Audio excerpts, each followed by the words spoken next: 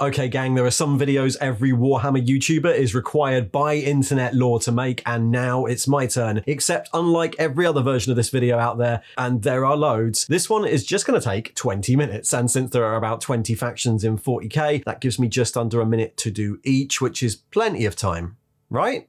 As long as I don't spend too long on this intro. Smash that like button.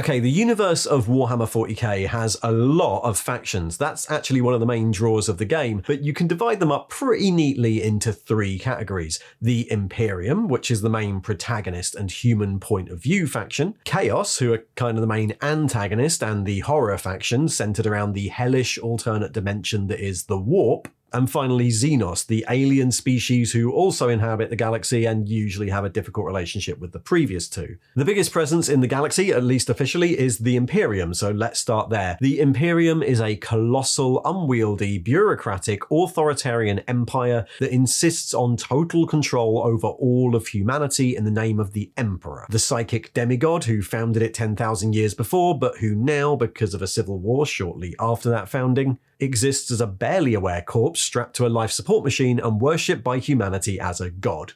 It's not a nice place to live, everyone's very, very clear about that, and it's so huge and unwieldy that infighting between its various internal factions for political control or territory is pretty commonplace. But the poster faction of the Imperium are the Space Marines, and they're meant to be above all that. Genetically engineered and psycho-conditioned transhuman super soldiers, the Space Marines are the elite special forces of the Imperium, each taken from their homeworlds as children, clad in powered armor and wielding the iconic bolt gun. Once, long ago, they were organized into great legions led by the Emperor's sons, demigods known as Primarchs, but the result was that civil war we mentioned, so by the time of 40k, they exist as 1,000 autonomous self-sufficient armies known as chapters, each of which functions a bit like a knightly order or monastic brotherhood, tasked with the defense of a particular area and recruiting from those planets, which means that each chapter of Space Marines is influenced by the culture of its homeworld, from the Roman-influenced Ultramarines to the Viking-influenced Space Wolves. Space Marines are an organization set somewhat apart from the rest of the Imperium. They protect their territories in the name of the Emperor and their Primarch in whatever way they see fit, and are treated by the rest of the Imperial armies as a kind of holy special forces petitioned for aid in a particular war zone or to conduct a particular mission. It's so rare to see one in real life that to many of the Imperium's regular citizens or mortal soldiers,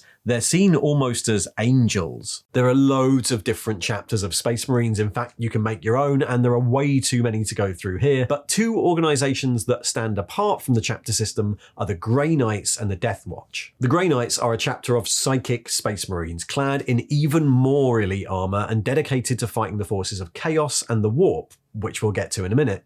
They're even more secretive and rare than the rest of the Space Marines, partly because when they're deployed it's usually against the most horrific threats the Imperium ever encounters, issues that only the Grey Knights with their mastery of psychic power, Aegis-warded armor, and Nemesis force weapons can handle. Their counterparts are the Death Watch, an organization of Space Marines from different chapters who band together to pool their experience in fighting different Xenos threats. The Death Watch use unique, advanced technologies in their kill teams, who operate covertly from watch fortresses stationed across the galaxy. But even though there are 1,000 chapters of Space Marines and those special organizations, Space Marines are actually really rare. The vast majority of the Imperium's armed forces are known as the Astra Militarum or Imperial Guard. Space is a big place and planets are very far apart, so every Imperial world is required to raise its own defense forces and then tithe a portion of those into the Imperial Guard, deployed by the million across the Imperium's many, many war zones. Though the Guard regiments come from a huge variety of different cultures, they're still just humans, armed with the ubiquitous lasgun and backed up by columns of tanks and artillery driven forward by their commissars. The Astra Militarum also includes auxiliary units like the abhuman Ogrins or Ratlings, or the elite Tempestus Scion Special Forces, but the Imperial Guard's biggest weapon is numbers. The Imperium does not value human life particularly highly, and depictions of the glorious battles of the Imperial Guard are usually a horde of people being driven forward until the enemy run out of bullets. Those are the two main military arms of the Imperium, but the Imperium is a very complex organisation, and each of its administrative arms maintains its own armed forces to protect its interests, often against some of the others. The state religion of the Imperium is controlled and enforced by the Adeptus Ministorum, and defending their shrine worlds and cathedrals are the Adepta Sororitas, the Sisters of Battle, orders of highly trained and lavishly equipped warrior nuns. Clad in powered armour and armed with bolt guns and flamers, their faith in the Emperor manifests in the form of miracles and living saints. They're supported by the preachers and confessors of the Church, as well as those poor unfortunates who committed a sin and have to atone for it through death in battle. Technology in the Imperium is seen through a haze of superstition and ritual, guarded by the Adeptus Mechanicus, a galaxy-spanning network of tech priests who worship knowledge. Tech priests are present in every part of the Imperium, from maintaining starships to keeping the factories going. But while their forge worlds supply the main Imperial armies with very standardized military equipment, their own forces are way more diverse. Crazed blends of steampunk-inspired machinery, cybernetic soldiers, and what few robots the Imperium still maintains, including the gigantic battle walkers known as Titans. Smaller than those Titans, but still really big on the table, are the Imperial Knights. Descendants of some of the first human colonists who left Earth, Night Worlds are feudal planets led by a landed nobility mounted in medieval mechs known as knights that they use to hunt indigenous predators and protect their planets. Houses of Imperial Knights might be independent vassals of the Imperium or pledged to aid the Adeptus Mechanicus. Now, the Emperor, when he was a bit more around, was a big fan of genetically engineered warriors, and his personal bodyguard, the Adeptus Custodes, were the pinnacle of his craft. Even more elite than the Space Marines or the Grey Knights, the Custodes in 40k are a brotherhood of warrior philosophers clad in ancient Auramite armour and wielding the symbolic Guardian Spear. They're pledged to protect the Emperor in the Imperial Palace on Terra, but they range across the galaxy, bolstering his armies or eliminating potential security threats before they grow to be a problem. And they're assisted in their mission by the Sisters of Silence, an all-female order of anti-psychic nulls who can counter and dissipate the forces of the warp. Together, these are known as the Talons of the Emperor.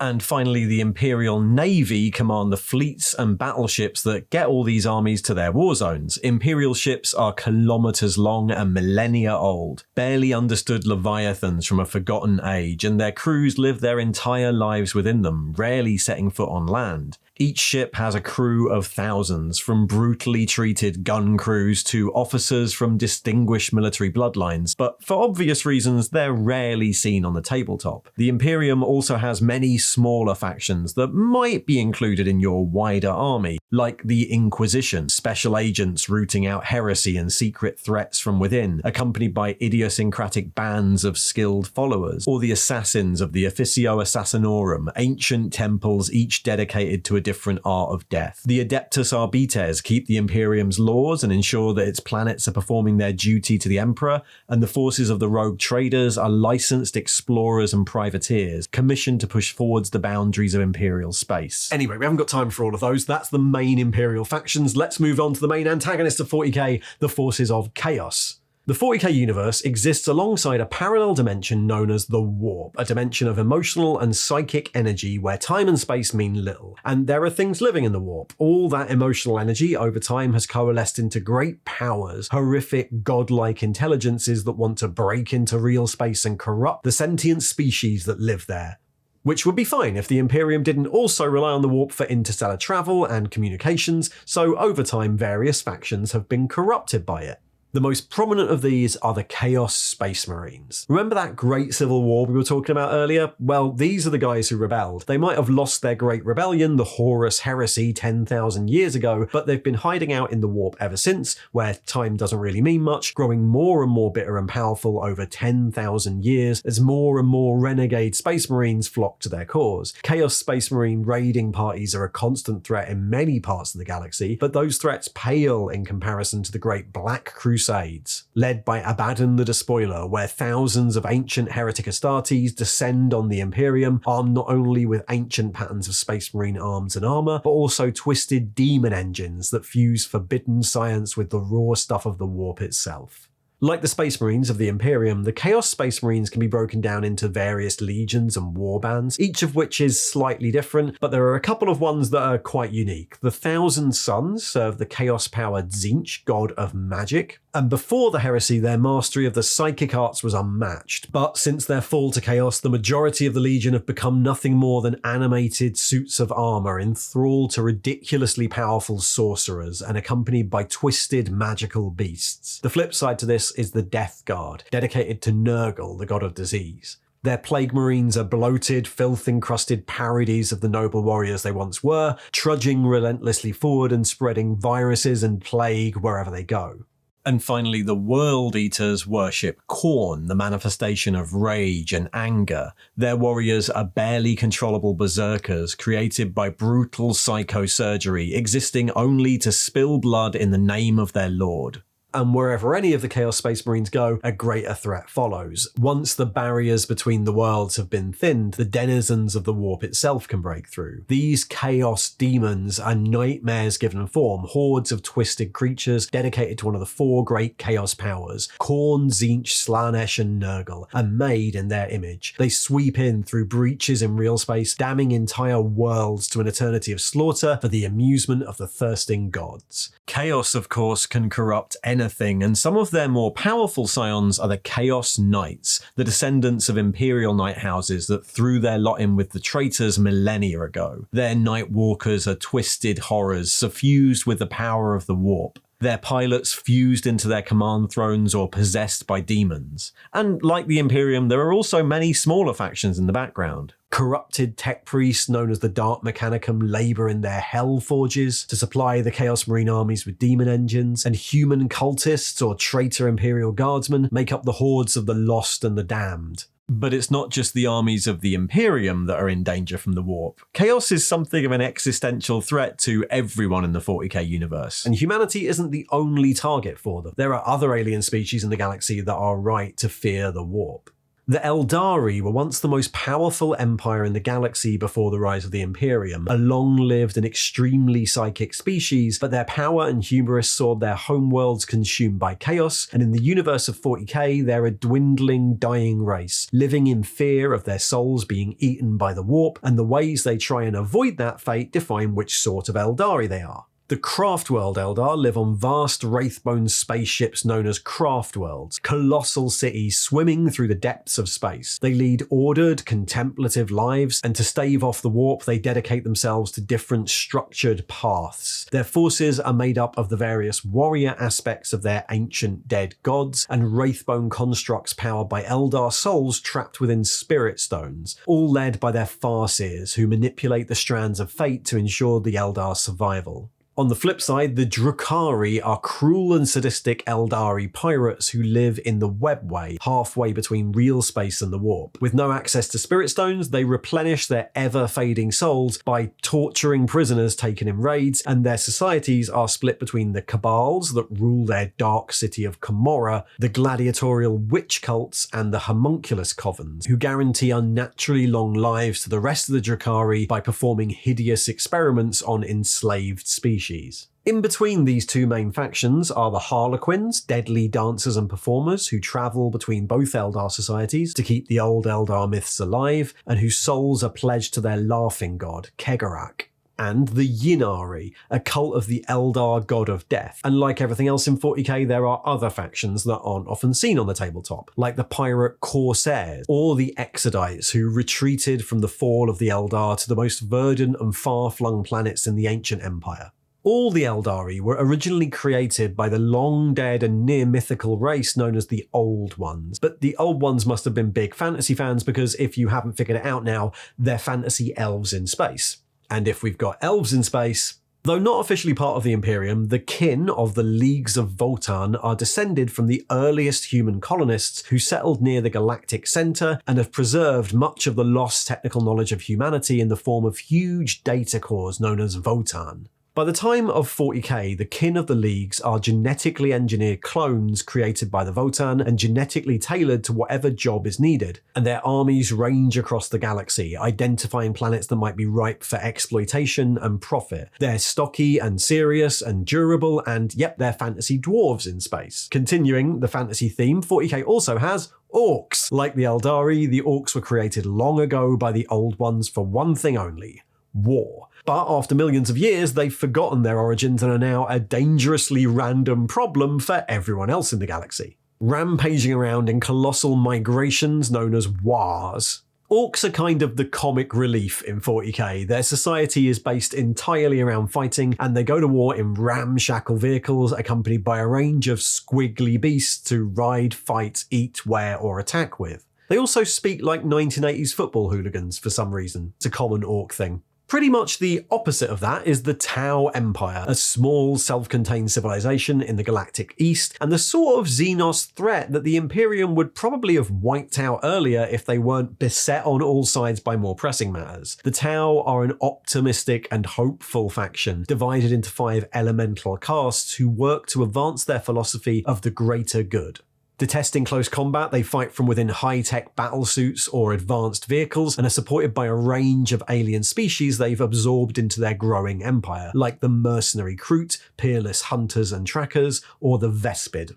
Now, if the Tau are the youngest playable faction in the 40k universe, then the award for the oldest goes to the Necrons. Once, millions of years ago, the Necron tier fought a great war against the Old Ones. In fact, that's one of the reasons the Old Ones kept creating all those other species, to fight for them. After half the galaxy was destroyed, the Necron tier went to sleep, their ancient dynasties surviving in skeletal metal bodies in great tomb worlds. And as the 41st millennium draws to a close, they're starting to wake up. The Necrons are kind of like space undead, blending legions of durable automatons, led by cunning overlords and cryptechs whose science is so advanced it appears like magic to everyone else. And finally, on our whistle-stop tour of 40k, we come to the ultimate end, the great devourer itself, the Tyranids. Attracted by the light of our galaxy, the Tyranids are an extragalactic bug swarm that exists only to devour, descending on planets and stripping them clean of biomass, leaving only lifeless and barren rocks in their wake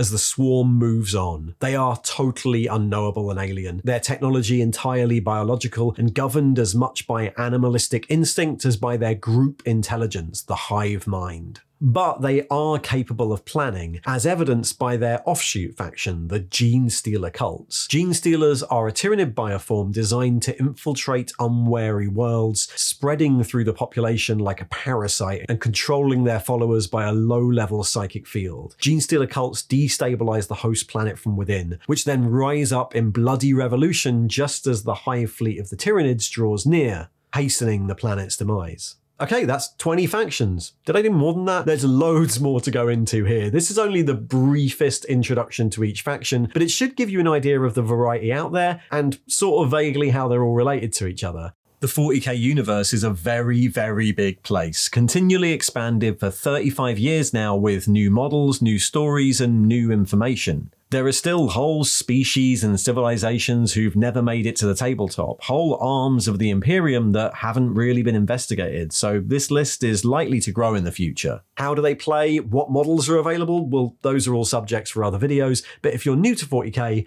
then hopefully that gives you some ideas on where to start. Thanks for watching. And if you'd like even more videos about the background and lore of 40k, there should be a little box just popping up there on the right. And if you'd like to support the channel, well, there's a link to the Patreon in the thingy below.